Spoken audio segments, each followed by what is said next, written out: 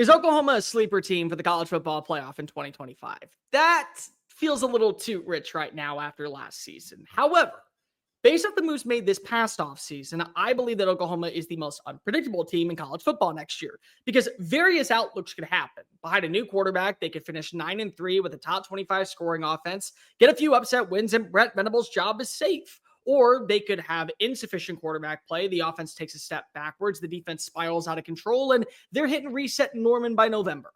And both avenues could happen in the fork of the road. It's all going to be based off of these three questions answered in spring practice. Let's break it all down. Welcome on into SEC Unfiltered. It's Cole Thompson here. Like the video, hit the ring notification, and if you haven't already, subscribe to the channel because we talk college football every single day. Download the podcast version of the show wherever you get your podcast listening systems. Follow us on the socials. The link is in the description. Follow me on Twitter and Instagram at Mr. Cole Thompson. And check out all of our great work found at SECUnfiltered.com. And as always, this episode is fueled by our friends at FANDUEL. Visit FANDUEL.com/SECU to join today and get started with $150 in bonus bets when you win your first $5 bet. Lay down $5, win that bet, get $150 in bonus bets. Sign up today at FANDUEL.com/SECU. Question number one. What's the vibe around the rest of the offense? So 6-7 finish year one in the SEC. That was a problem, but the bigger problems were what the offensive metrics were. 97th in scoring, 113th in total yards, 119th in passing, 76th in rushing, 130th in explosive plays. And they led all FBS teams in sacks allowed with 50, 133rd nationally. So what did Brent Venables do? He said, okay, guys, this is not Oklahoma football. I know what Oklahoma is. I know what the expectations are. We got to make some switches. And so he portaled in himself a brand new offensive coordinator. Ben Arbuckle, the hot shot from Pullman, Washington, comes on in. And now he is going to be calling the plays. It's not the air raid offense that we know underneath Mike Leach, but there are some contingencies that should allow for more explosiveness in the passing attack. And best of all, they also landed the quarterback that has already been working with him in John Mateer. And Arbuckle's worked with multiple quarterbacks before this. He was really developmentally in the awareness of helping out with Cam Ward during the season at Washington State. And then last year, John Mateer finished with over 4,000 total yards of scrimmage. He rushed for 15 touchdowns. He added over 800 yards on the ground, 30-plus touchdowns through the year. He's going to be a good fit. And when I've always said this, when you have a quarterback and an offensive coordinator or a quarterback's coach all on the same wavelength, that's like having a student teacher on the field. That's what John Mateer's job is going to be. He's going to be directing the audibles at the line of scrimmage, what he's seeing from the defense to make sure that his wide receivers are lined up properly, making sure that he's reading the right parts of the field to know when to tuck and run, get a first down, or wait for a wide receiver to get on open and take that shot 50 yards for an easy 6 points. But the supporting cast around him is what's going to be very prominent. I want to see on the message boards, we're done with spring practice. I know they're not doing a spring game, but you're reading through 24/7 Sports and On 3, and it's like, hey, don't look now. John Mateer and Deion Burks are going to be a threat. Don't look now. But I'm telling you guys, Jaden Gibson is going to be a stud wide receiver. Zion Curry is taking that next step forward. Zion Reagans looks phenomenal. How do we feel about the run game? You ranked 75th in rushing. That should never be a thing that happens down in Norman, Oklahoma, ever. And you return multiple players, key components to your team. Taylor Tatum is back. Xavier Robinson is back. Javonte Barnes is back. Gavin Sawchuk is back. And remember, despite being an air raid offense, they love to run the football. Go look at the numbers last season for Washington State, who Ben Arbuckle did more with less than in most places of the country. And now you're talking about having 4 solid running backs and a mobile quarterback at your display. So can you just see this offense all come together in the weaponry standpoint? Do you feel like that we got an established number one dude in Deion Burks that is going to fly down the football field with ease and get us 6 points on the regular? But we know that he's going to be double teamed, so don't worry. We got some replacements. We got some guys like Zion Kearney, like Jaden Gibson, like an Isaiah Satanga coming on in from Arkansas. I want to feel, when I'm reading the message boards going into the summer, there's a sense of pride, optimism, a little bit of joy coming my way because of what I'm thinking about what this offense can be in the personnel attack. Question number 2, is the offensive line going to be okay? So we already talked about this. This was the worst offensive line in college football last year. 50 sacks allowed. And I know that you want to blame Jackson Arnold, and Arnold was far from advertised, but keep in mind, no help at wide receiver, 2 different offensive coordinators, a daunting schedule, and he was replaced. So confidence was shot while playing behind this offensive line. Well, Bill Beatonbow has had an entire offseason and he's going to get an entire spring to continue to see the development of some of these younger cats, some of these guys that you think could take a step forward, like a Logan Howlett.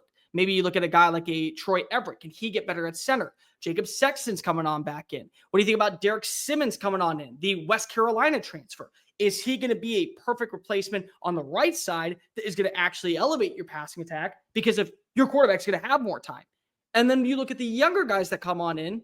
Could they have an extended role by week 2 when Michigan comes to town? Michael Fasusi, one of the best offensive tackles in the class, 5-star talent coming out of Louisville, Texas, number 4 player in the state, number 1 offensive tackle on the market.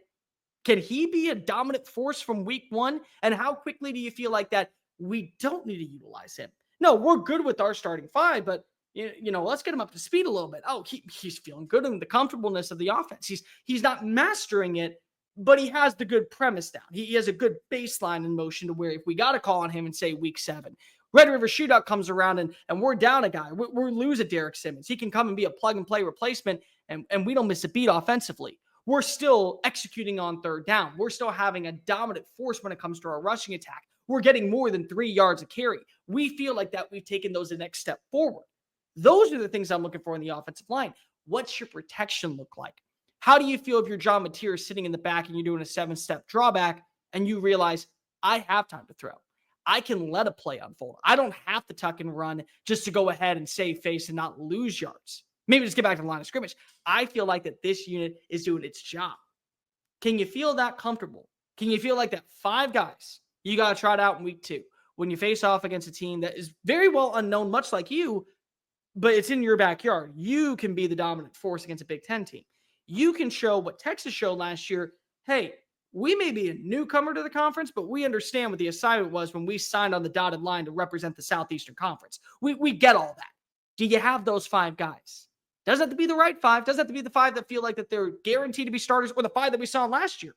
But do you have the right 5 guys? The guys that you know, if you need a big-time play from your quarterback, he's going to have every opportunity to throw, every opportunity to strike.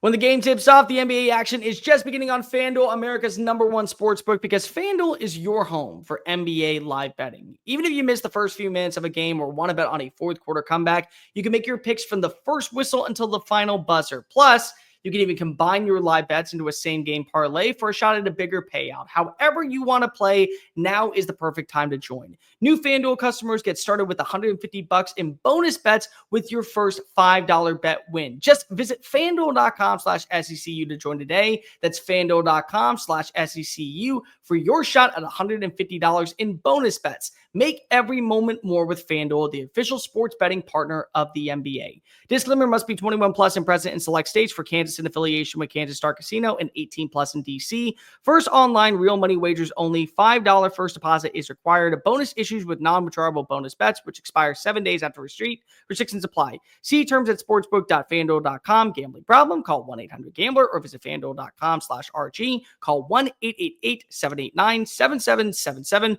or visit ccpg.org/chat in Connecticut or visit mdgamblinghelp.org in Maryland. Hope is here. Visit gamblinghelplinema.org or call 800-327-5050 for 24/7 support in Massachusetts, or call 1-877-8-HOPE-NY or text HOPE-NY in New York. All right, back to the show. And then question number 3, what do we make of this defense? Very young players stepped up last year. I don't think enough people were paying attention to how well some of the younger names for Oklahoma really were difference makers, especially down the stretch in the Alabama game. You can look at how they played against LSU. There was some really solid overall play.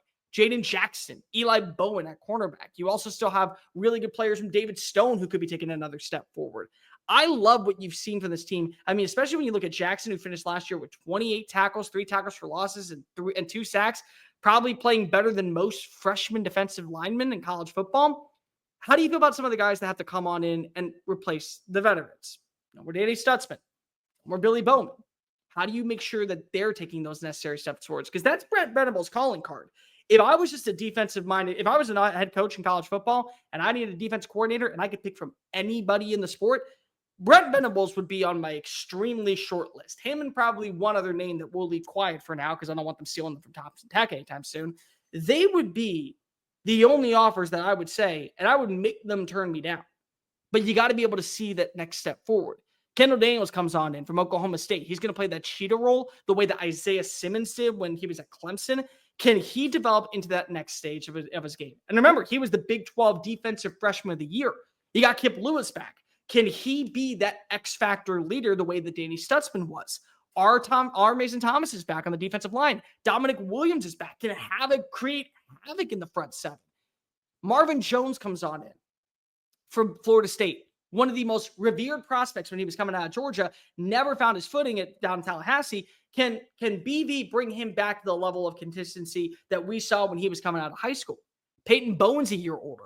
What's he going to look like now in the secondary? Eli Bowen, how's he going to look going up as the number one cornerback? Robert Spears Jennings, how's he going to play as the long-term replacement? And can you establish that culture pretty early on to where it's like, yeah, we lost some veterans. Yeah, we know that we're letting go of some guys, but we're Oklahoma. That's our priority. We're a proud institution that understands we're supposed to be punching out Sunday talent left and right.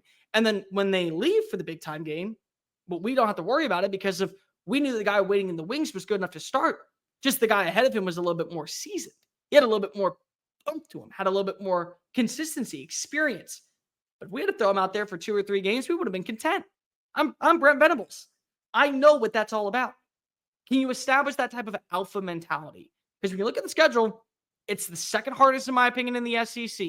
It's not just Michigan. It's Texas. It's on the road against South Carolina. It's facing off against Ole Miss. It's facing off against a team like Tennessee in Neyland. It's going to LSU. It's facing off against LSU. All teams that I could see make a run to the college football playoffs. All teams that I could also see Oklahoma spoiling their chances of going to the dozen dance while bettering their odds. They have the quarterback in John Mateer.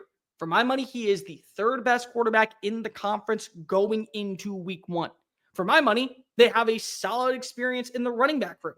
And they return over 40% of their defensive production, 78% of their offensive production, 69% total of their identity is back from last year. And they're transitioning from the Big 12 to the SEC. What do you look like in year 2? It's all based off those other 3 questions. What's the supporting cast like? How quickly is the offensive line taking that next step forward? And can your defense still be your identity? You answer those 3 questions, we're looking at Oklahoma as a very capable 8-9 win team in Alton Norman. It's not that far-fetched to believe that if all things go according to plan, much like we saw with South Carolina this past year, what we've seen the last 2 years from a Missouri squad, maybe, just maybe, we were selling our stock a little too soon on Brent Venables.